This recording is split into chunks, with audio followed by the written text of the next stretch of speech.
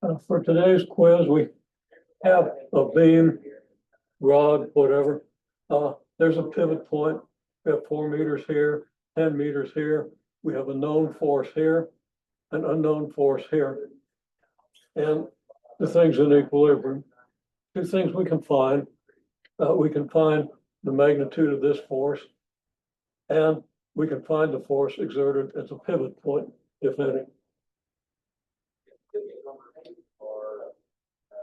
In this case, and in this case, which is exactly the same situation, I didn't bother labeling the distances of the pivot points. Same system, same questions, except the force here is at a 37-degree angle with the thing. Okay. In both cases,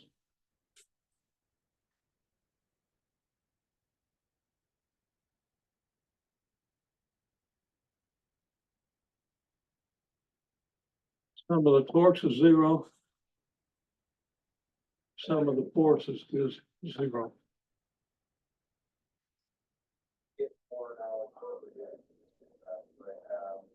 So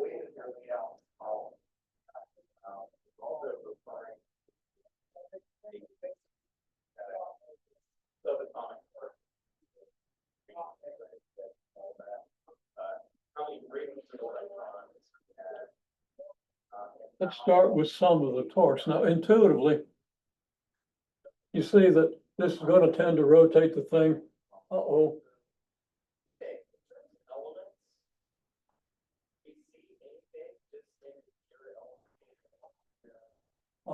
This can't possibly be in equilibrium. Okay, I drew it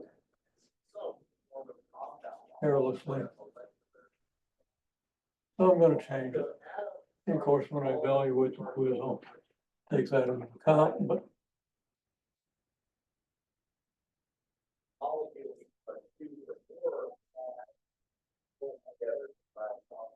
now you might get the right result regardless. Okay. And this force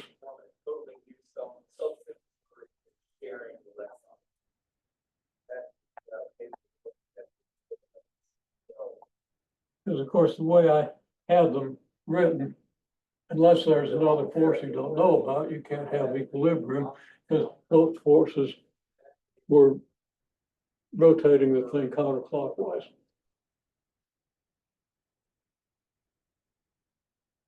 So drawn correctly, this force exerts counterclockwise torque, clockwise torque. I said counterclockwise a minute ago when I meant clockwise.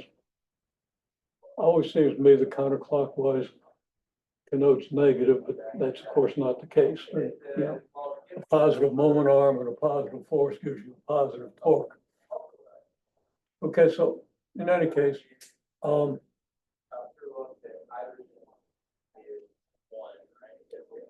the sum of your torques is 0, and the only torques come from these two forces. If I have the thing drawn down this way and there's equilibrium, then you're going to conclude that this thing should be this way, and that'll come out of your equations. Okay, well, we'll worry about that, but let's just write down this situation. Since the torques are equal and opposite, and we know this force, and we know both moment arms, we can easily calculate this force. We don't even have to write out sum of the torques equals 0. We can simply say that negative 200 meter newtons has to equal, well, has to add, okay. We can say the 200 meter newton counterclockwise torque has to equal the torque of an unknown force at 10 meters. So the two have to be equal and opposite. We just write an equation. But we're going to be formal about it because sometimes the situation is more complicated and more variables, more unknowns, whatever. So we want to write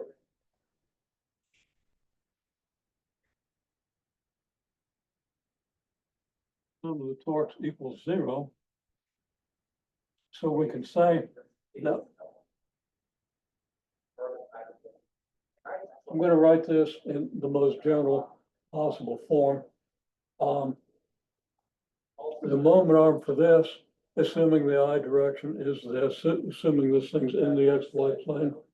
Now I'll make that assumption just kind of implicit without, well, I can make it explicit, okay. Here's the X direction, here's the Y direction, okay.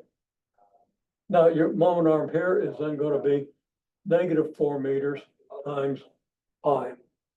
And you're going to cross that with the force, which is plus 50 newtons times J. So we have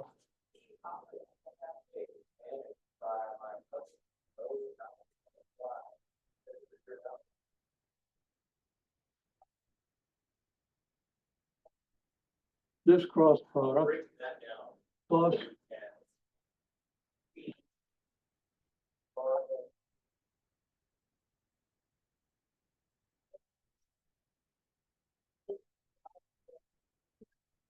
we got 10 meters times I plus FJ cross FJ. Okay. And I and J. Okay. We take this cross product, I cross J. Well, you should be pretty conversant with the right-hand rule, but just to demonstrate, if I's in this direction, J's in this direction, I cross J is in the upward direction.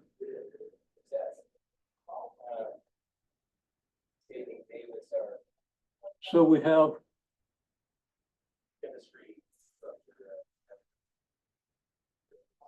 200 meter newtons times K, negative 200 meter newtons times K. I cross J being positive K, the negatives gives us the negative, and then it's plus.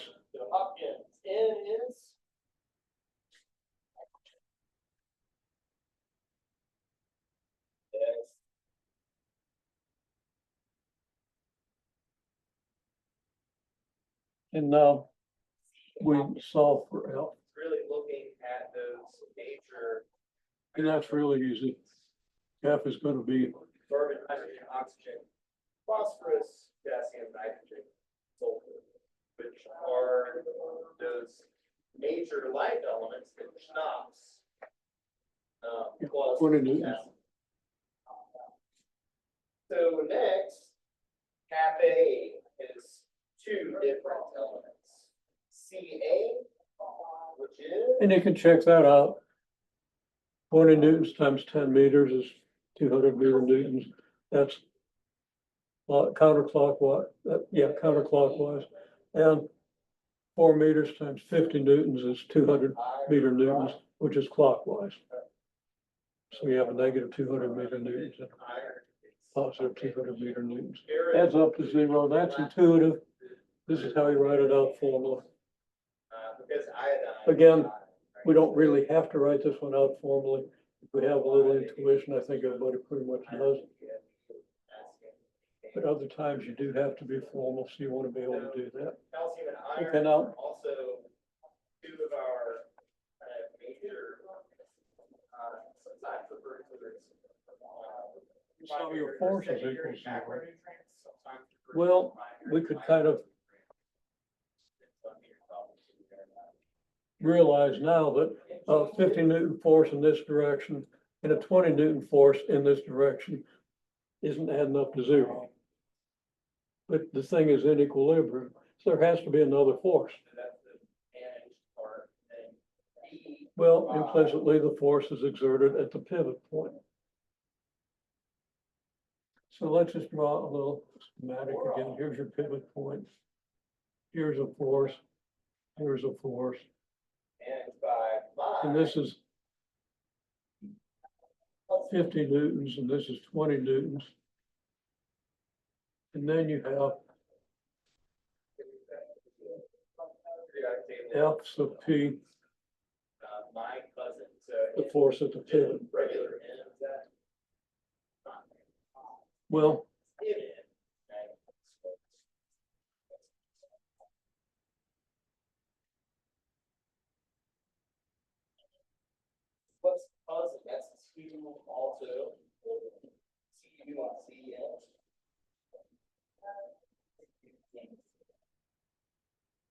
sum of our x forces equals sum of our z forces at 0. The y forces, Okay, so cafe managed by Hudson. Yeah. Hudson. Low 9.5. So low.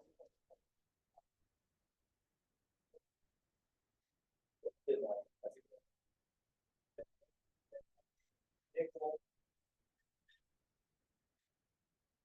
And Y. write out the sum of our y forces, there they are, they add up to 0. That's your mnemonic device and both of these. These are the So the force at the pivot is negative 70 newtons times J. Of course, I've skipped the step where I add these two, you get 70 newtons times J plus FP times J equals 0, but that's trivial. Okay. You would write that out and then you'd solve for FP. So these, we're looking at 99.9%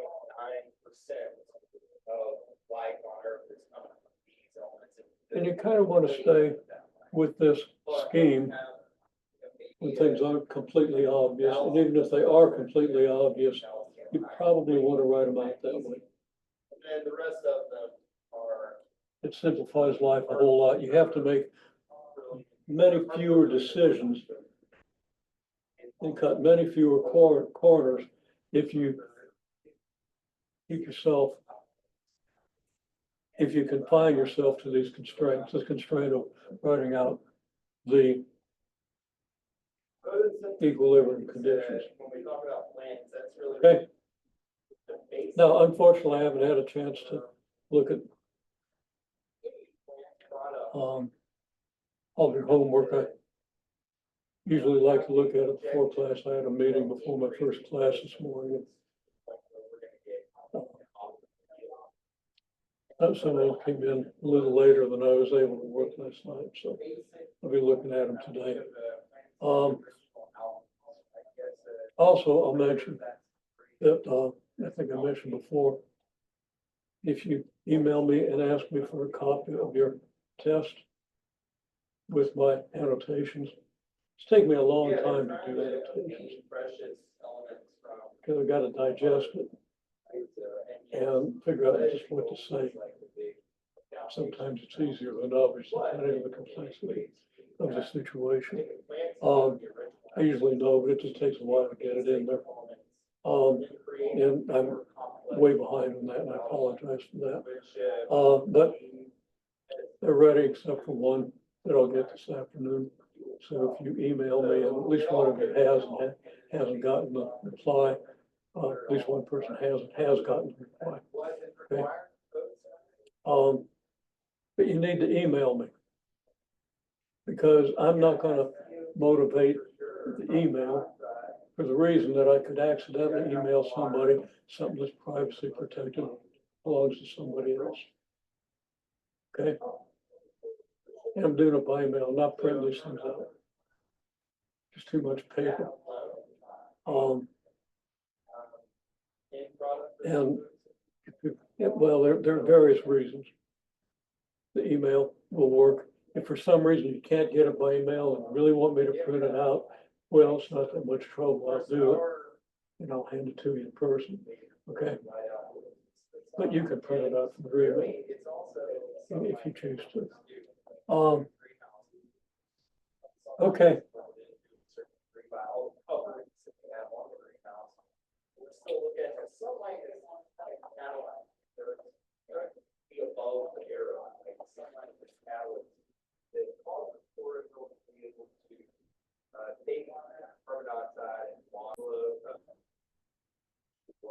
We're going to talk a little bit about Newton's law of universal gravitation. I'm going to give you the law. We won't work out all its implications today.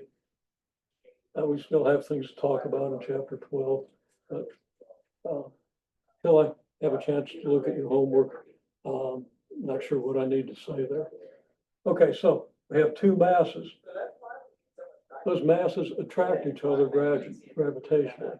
They can't repel gravitationally. Two magnets can repel, obviously. Okay.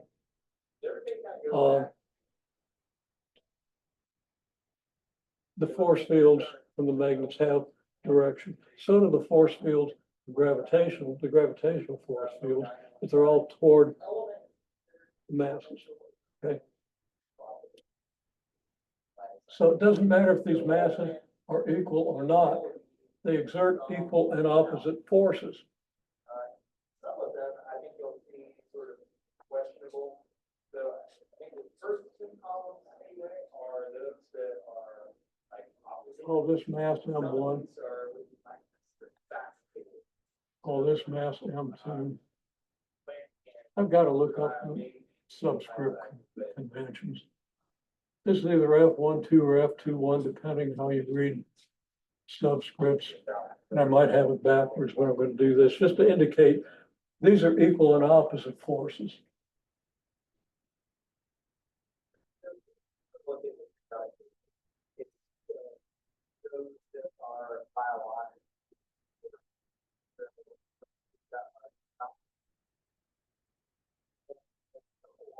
Now, if one of these masses happens to be the Earth and the other mass happens to be you,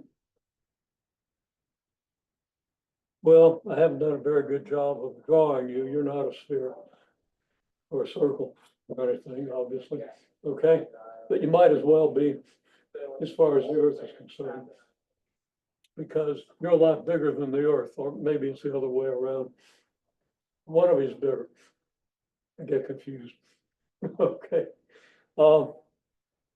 So the Earth is on me exerting a force of around 700 newtons.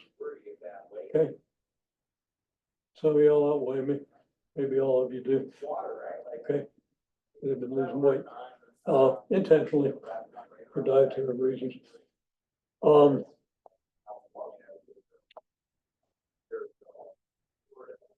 But yeah, most of us, I'd say in here, weight ranges from maybe 70 to 90 newtons, something like that.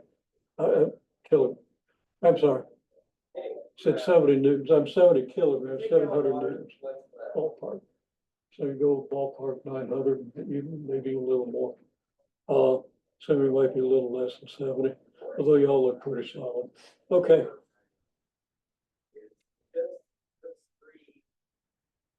And of course, it's 700.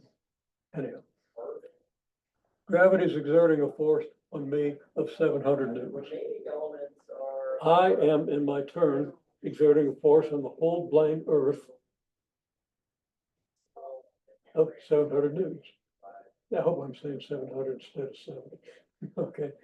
Earth pulls me toward its center with a force of 700 newtons.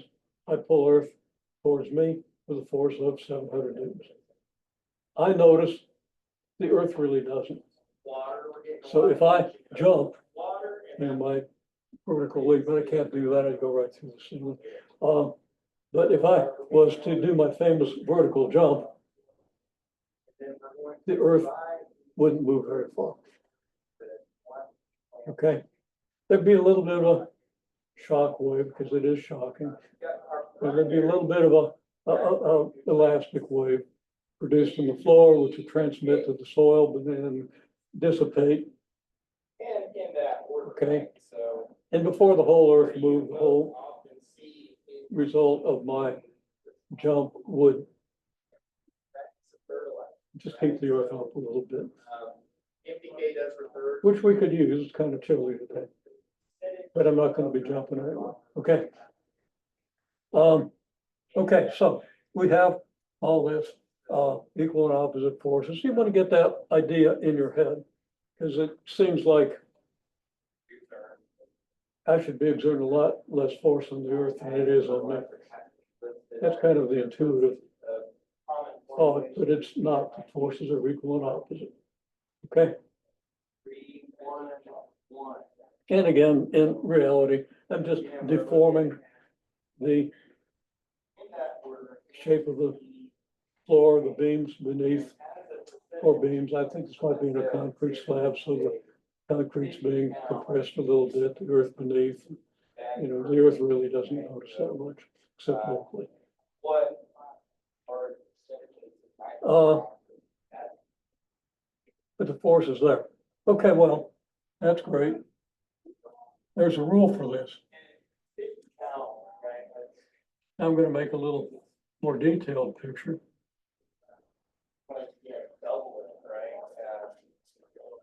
I'm gonna use big M and little m for two masses. But I'm gonna draw them the same size. One of them might be more dense than the other, but generally we think of big M as being like a planet, little m as being like a satellite or something on the surface of the planet. Or another planet, okay? Could be the Earth and the Moon.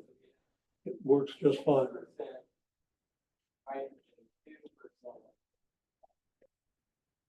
There's an R vector.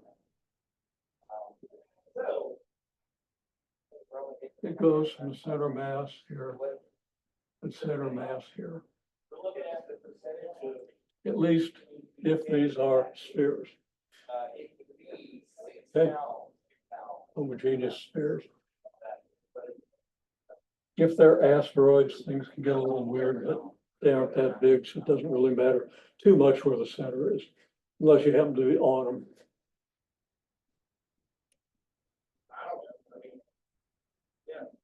From that, from This is your R vector.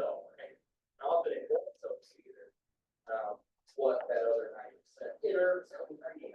Now, the simplest form of Newton's law of universal gravitation is F equals capital G times big M times little m over R squared. Whatever salt they were able to find that kind of point, right? We'll go back into history. The Roman Empire, when they conquered. That's the magnitude of the force. Today we can show that salt. The vector form of this law Also, is that the vector force big application for chemistry, especially in like hydroponics or aeroponics, and some degree of aquaponics as well. right now, so I don't get my subscripts messed up, I'll just say the force of M on M, the force exerted by M on M. Now, which M? Force exerted by this mass on this mass. Okay. Equals negative G, and G is just a constant. It's equal to about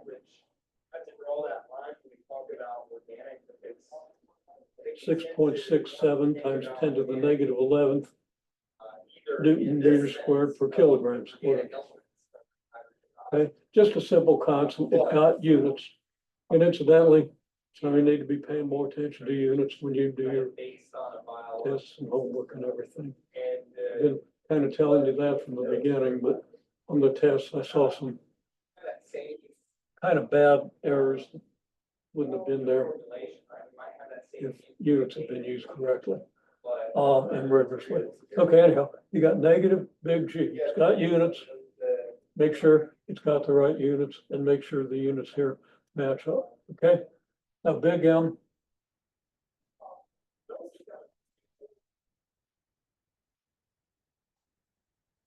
And little m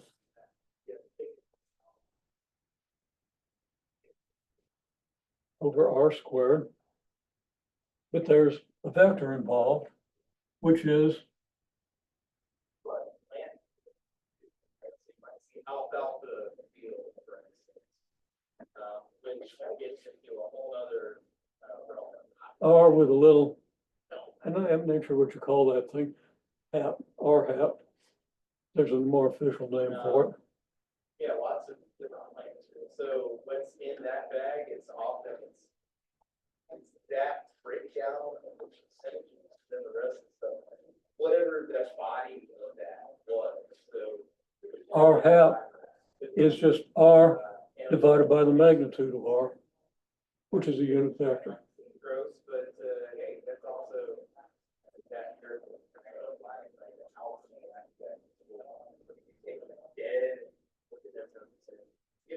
length. All right, so anyway, primary macronutrients. So we take a unit vector in this direction And sometimes basically listed as, and we take a negative multiple of it, which gives us a vector in this direction, which is the direction of the force this mass exerts on this mass. Okay? calcium, magnesium, so Make sure you understand the vector aspect of that primary macro. for two reasons. One is it's important in a lot of problems you're going to have in chapter 13. And it's many times more important when we get into second semester topics in electricity and magnetism. Parts per You have to understand these vectors. So start by understanding per hundred. this vector. It's just a simple exercise in vector When we think about properties. parts per Nothing very thousand. right? difficult about it, no cross products Think of till we get to parts angular per, momentum. 10,000 Okay. parts per.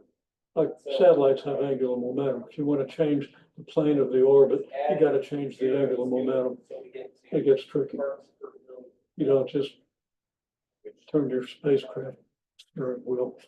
parts per hundred is the same thing. You got to worry about that gyroscope. In fact, anything you do is going to do things that you can't intuitively predict Might have like a until you really 1,000 understand or a 10,000 how torque vectors secondary.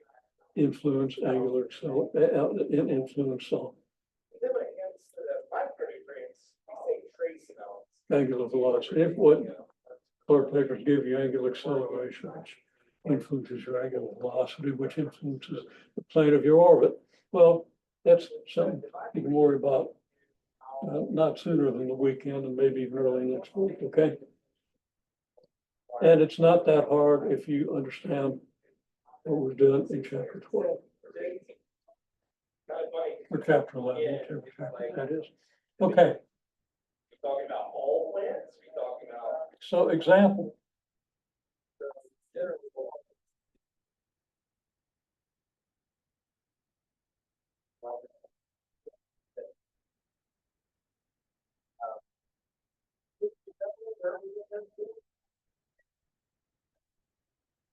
Water and air.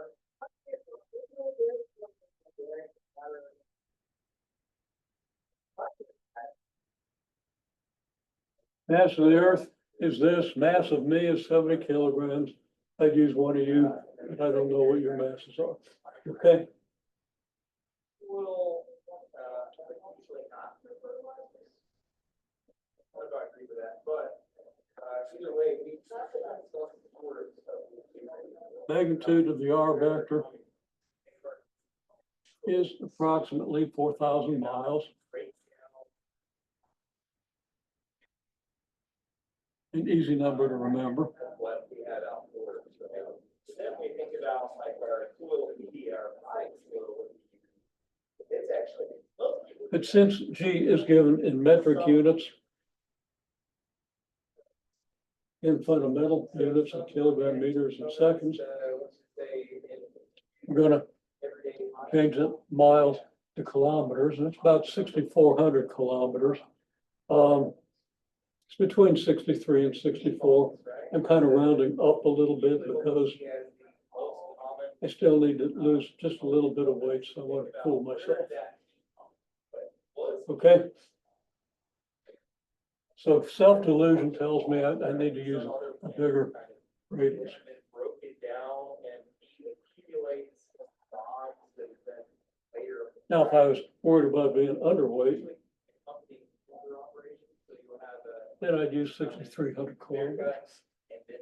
All right. Well, that's the magnitude of R. So that But that's not the the only. magnitude of F is just big G, big M, little m over R squared, which is really easy to calculate. If you just know that big G is about 6.7 times 10 to the negative 11th.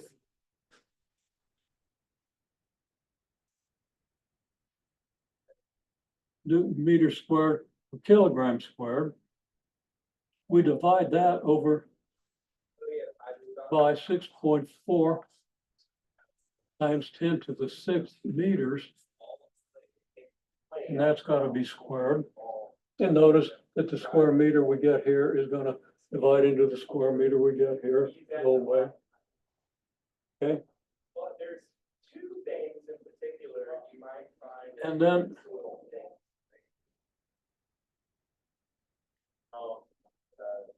we have to multiply this by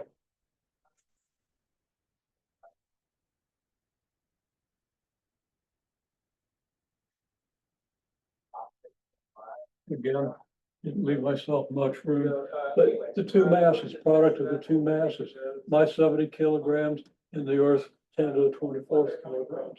Okay. Now that's putting me as the big M and the Earth is a little m, but I wanted to be sure I had room to write this out in this. So that's the way I wrote it. Okay. A lot of times you see an M1 and an M2, and neither one is bigger than the other one. Okay. I like the big M, little m notation. Well, if we multiply this out, it's not difficult to get the power of 10. We have a 10 to the negative 11th and a 10 to the first power and a 10 to the 24th power. Well, it gives us a 10 to the 14th power. If we square 10 to the 6th power, we get a 10 to the 12th power. So we're going to have a 10 to the 2nd. Something times 10 to the 2nd. And that's just about right, because the force Earth exerts on me is around 7 times 10 to the 2nd kilograms. Well, anyhow, just taking the powers of 10, I get 10 to the 2nd. I notice that I've got a meter squared here that divides this meter squared, and I've got a kilogram squared in the numerator that divides this kilogram squared, which is in a denominator within the numerator, right? So it's going to leave me newtons.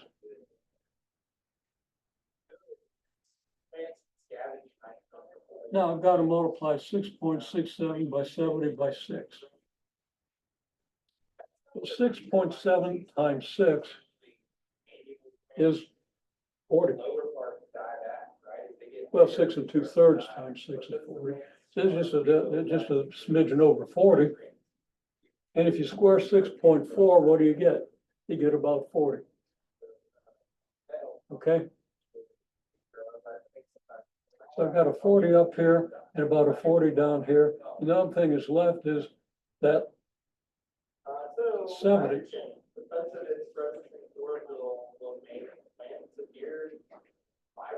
It's going to tell me that I've got a mass of 7, or a force of 7,000 newtons. And you know, my knees just aren't going to support that. What's wrong here? And negative 11th, 24th, which is a 23rd. Oh, but I've got 70. Okay, well, I wrote that as 7 times 10. Okay, that works out. This comes out then.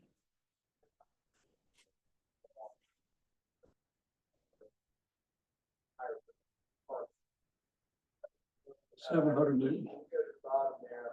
Okay. Whatever way you do it, you get 700 newtons. Now that's a really easy calculation, but you want to write out the units and make sure they all work. Because if I give you like 2 lead balls separated by 5 centimeters,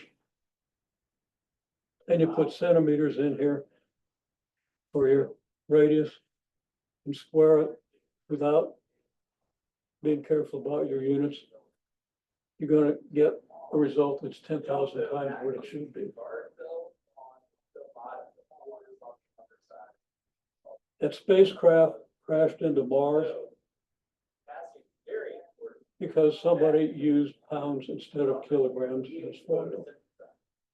So at the end of photosynthesis, you have to have Okay. those pores opening. As engineers, you will not be able to afford unit errors. I want to emphasize that because I saw too many of them on the test. Okay, almost everybody made at least one unit error. It's people made multiple or just left them off. So whether it's flower development, seed development, fruit, And as human beings, you want to be able to do things accurately with the appropriate care.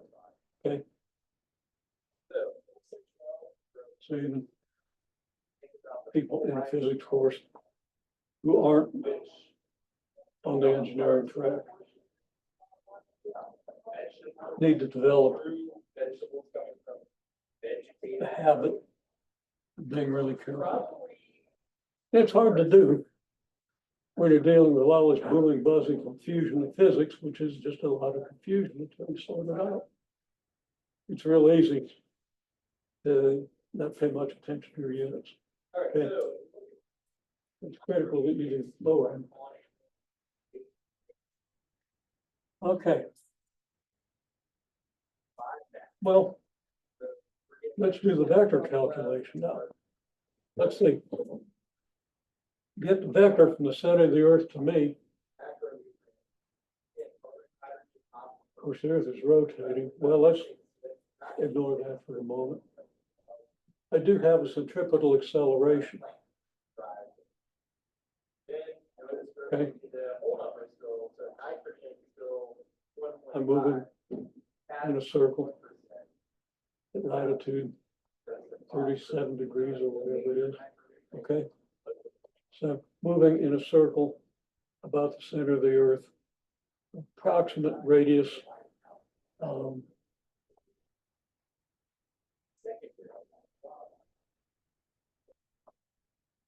88% of this. Okay.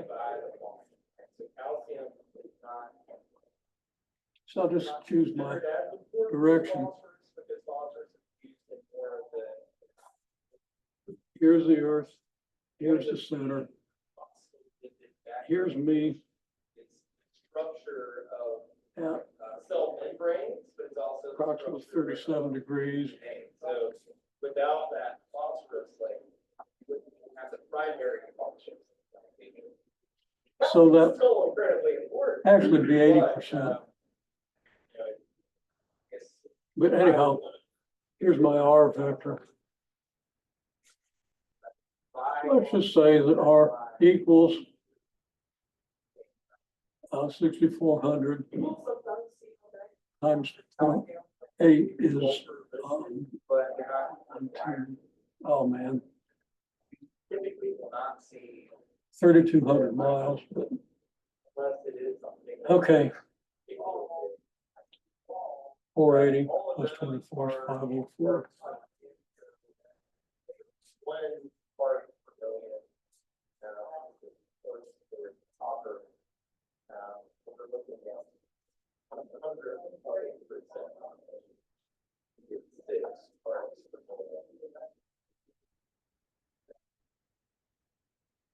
I think that might be a good R. The atomic weight, looking at the element itself, but then we also have to look at isotopes. Anyhow, let's use that R vector. Different number of neutrons. Then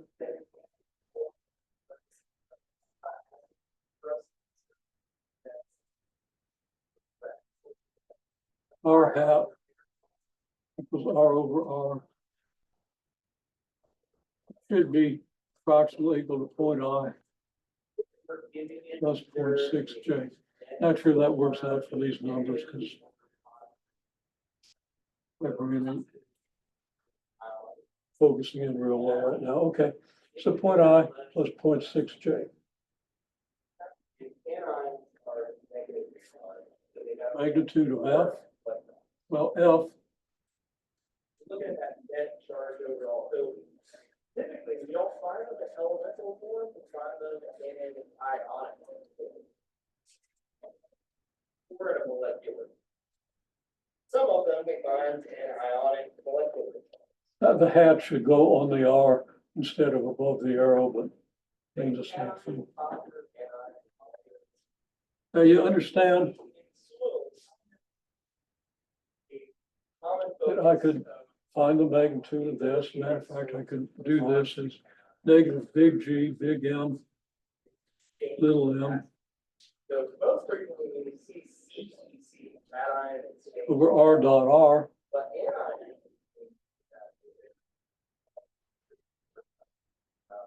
Times the R vector over little r. Now, these have a dot between them, they're vectors.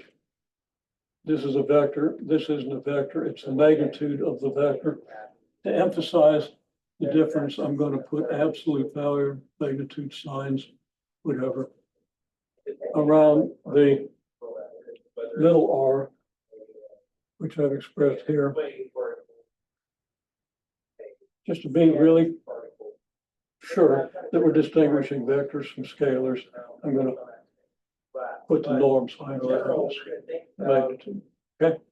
There being some sites that have net negative or net positive charge on the outside of that particular particle, which gives them the ability to hold on to these anions or anions. So in this instance, we've got probably a net negative charge, therefore we're going to cation exchange can happen and the ability to hold calcium ions or hydrogen or potassium or aluminum ion, manganese.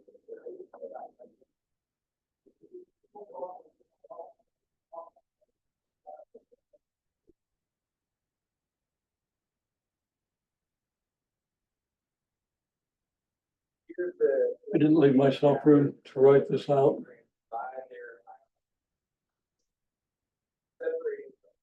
So I'm going to rewrite it because I want to see it. Nitrogen.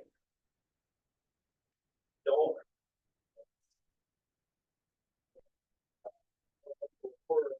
And we have it in a molecular.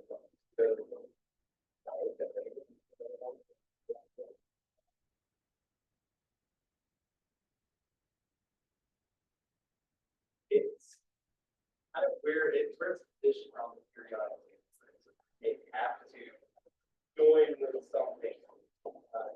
Be stable. So what is the most common source of iron?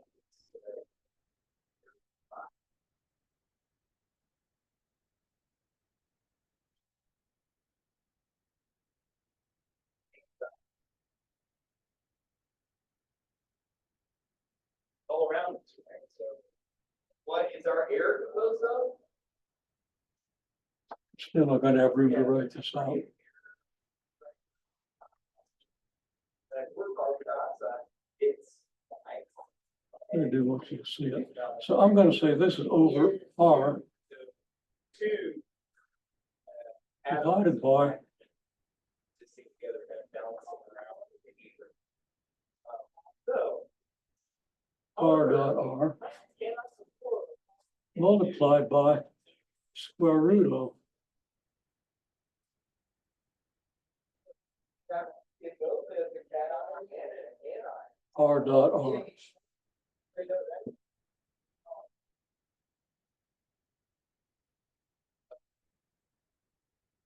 Now, why the square root of R dot R?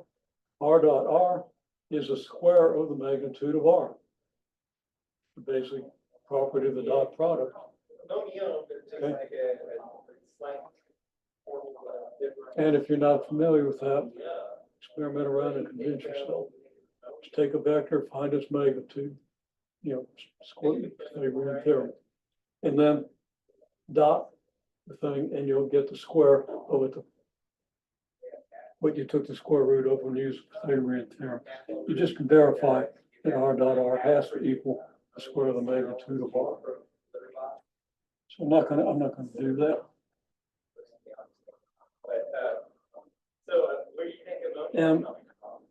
Ammonia. Actually, I'm probably gonna go ahead and leave this like it is instead of writing out all the numbers.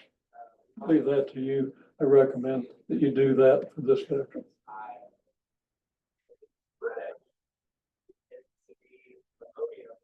But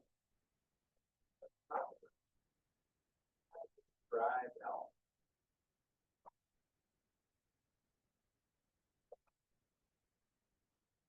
But this, right? So ammonia, think about like think about right? We have fish as they live in the water and they excrete their waste, they are increasing the ammonia content of the plant. And like in commercial, where we have advanced filtration to remove that. In aquaponics, we're sending that ammonia up into the place where it goes through the nitrogen cycle. For nitrogen. Ours is about 6,400 kilometers, 6,300. And that, whether it rounds off to 64 or 63, it's usually, I think, closer to 63. Depends kind of where you are on the surface of the earth. Earth bulges out at the equator at a bigger radius at the equator than it has at the poles. You'll read about that. Force on mass little m is, we're not going to worry about the direction.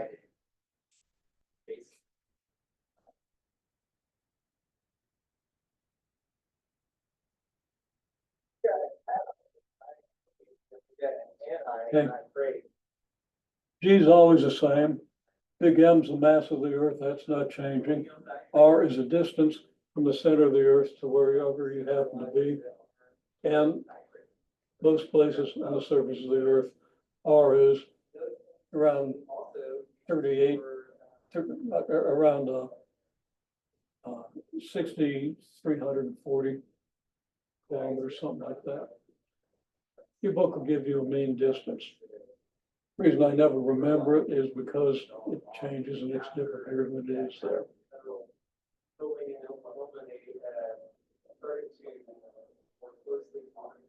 This expression is what you end up multiplying by your mass to get the force exerted by the earth. So let's evaluate big G.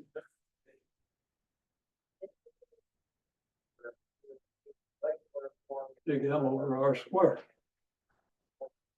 It's approximately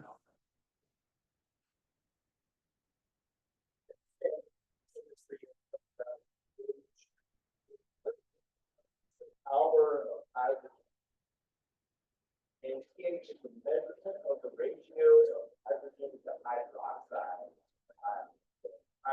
This hydroxide multiplied by the mass of the earth. I don't have room anyway to put that in, so I'm just going to multiply then by the mass of the earth, which is approximately 6 times 10 to the 24 kilograms. It's really close to 6. It's like 5.99 times 10 to the 24th kilograms. That's kind of convenient. It's easy to remember. I don't remember the 5.99 if it's really 2 nines or 9 8, but it's really close to 6. If you multiply this out, first of all, the kilogram divides only one of these kilograms, so you're going to have a kilogram in the denominator. The radius is squared, so you're going to have meters squared that divides meters squared, so you're going to end up with newtons over kilograms. Is that clear? Makes sense? This kilogram divides one of the squared kilograms, leaving you a kilogram in the denominator. The meter squared divide out to get newtons over kilograms. Then you just got to worry about the numbers. Okay, well, you square this, and you're going to get about 4 times 10 to the 13th. Okay. You multiply this by this, you get about 4 times 10 to the Look at, pH scale. 23rd. For practical purpose. And, some of these are, you know, To the- naturally. I'm sorry, 10 to the 13th. We have a really powerful acid in our bodies, right? Somehow, let's see again. Hydro- That's clearly 10 to the 13th. Somewhere It's gonna in the be- middle, it's kind of vinegar. Which Times can 10 to also be 13th. That's gonna be a 10 to the 13th. uh, Something's not working out here, but When we get into growth ranges of plants, we're kind of mostly in between like 4 and 8. For most of our crops. So we don't get very. comes out approximately 10. Because again, 6.67 times 6 is 40. If you square this number, it's pretty close to 40. And then it's just your powers of 10. You should end up with the first power of 10. So I'm ending up with the second power or 0 power. Anyhow, it's about 10 But most of our natural flows are going to be newtons per kilogram. Now, what's a newton per kilogram? Can you work out the units of that? Don't say. How many do not know what the units of newton per kilogram are? Well, what's a newton? It's a kilogram meter per second squared.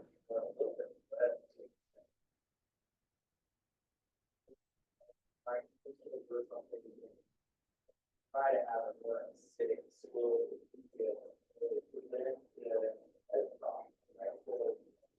We think about. Well, if you use the mean radius of the Earth, you're going to get 9.8 meters per second squared. Okay. Now,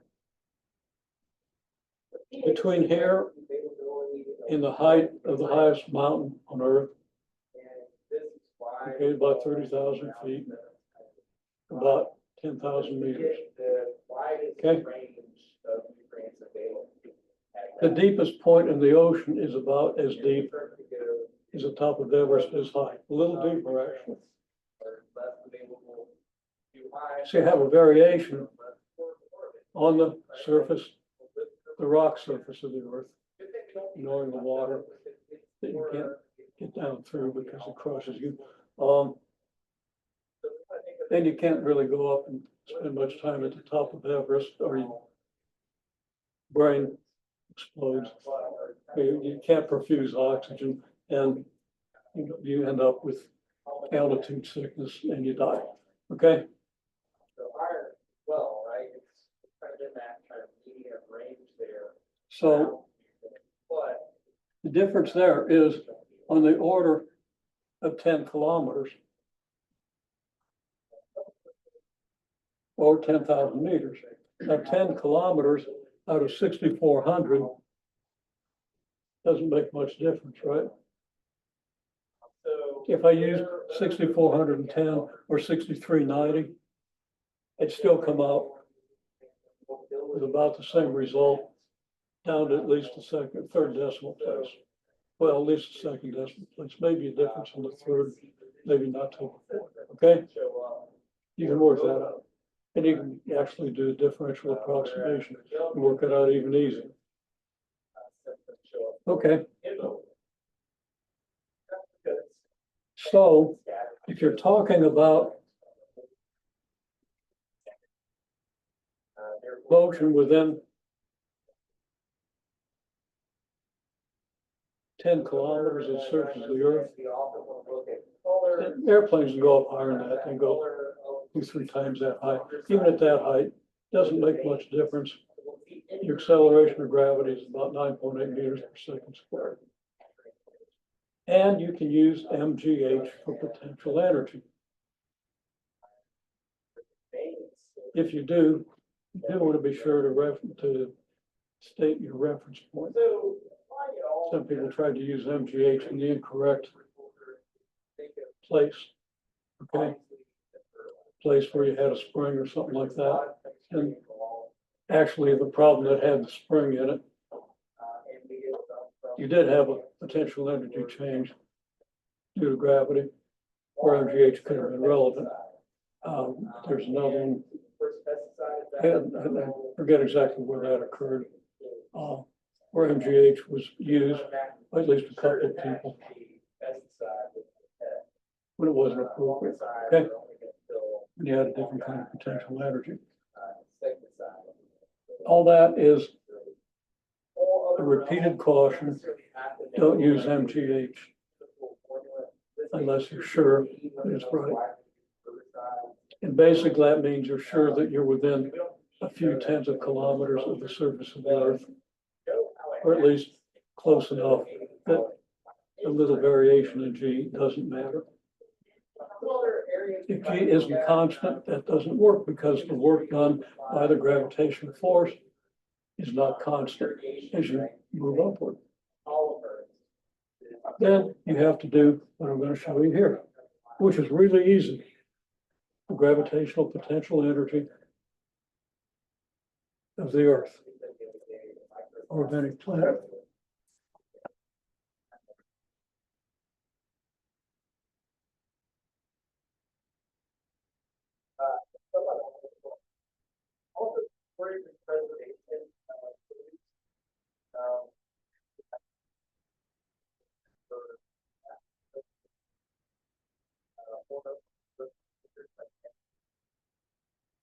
Also, food processing and other areas. You consider technology.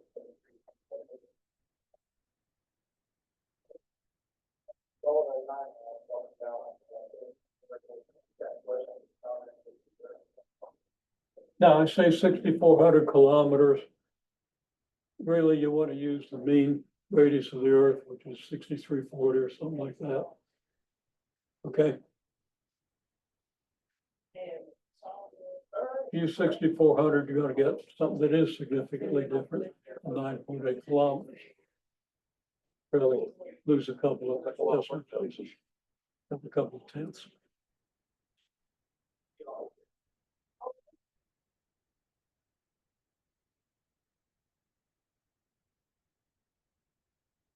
I don't talk about potential energy, I talk about change in potential energy here.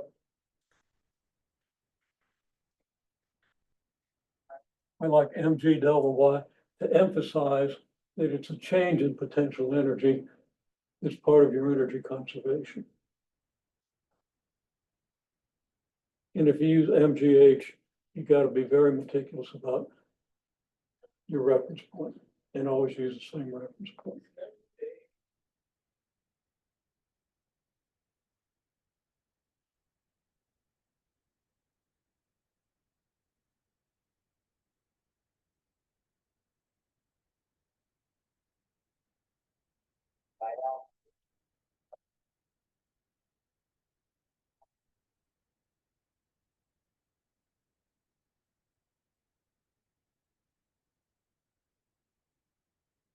I'm going to use a negative here.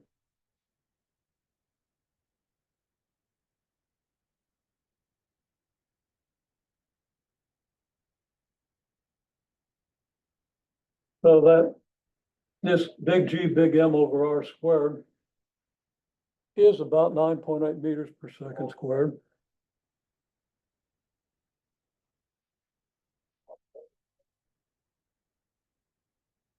And we're apparently out of time, so I'm not going to be able to do this except, but what I'm going to say is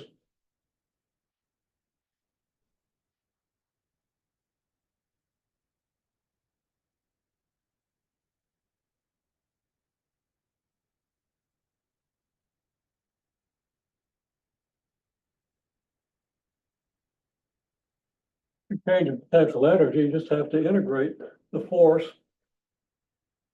which means you're integrating big G big M over R squared times little m